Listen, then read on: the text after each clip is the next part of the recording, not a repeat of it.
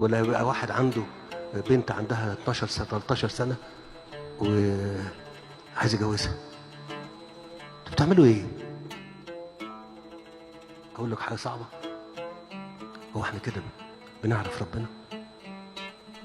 هو كده حلال؟ لما احنا بتقول ان احنا يعني شعب متدين بالفطرة كويس، هو كده حلال؟ بنتي عندها 14 سنة 15 سنة اخليها تواجه الكلام ده؟ خش يلا. عايز ترتاح منها من اكلها؟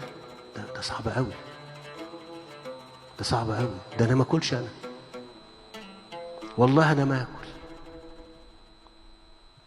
واكل ولادي ولا اعمل فيهم كده. لما نيجي نقول لكم من فضلكم خلوا سن الزواج تاخد البنت مداها والولد مداه، احنا مش بنداعي عليك، احنا شايفين وخايفين، شايفين وخايفين. فشوفنا بيترجم لفهم، والفهم بيبقى زي ما قلت لكم مره قبل كده، اللي بيفهم اكتر بيتعذب اكتر، واللي ما بيفهمش مرتاح.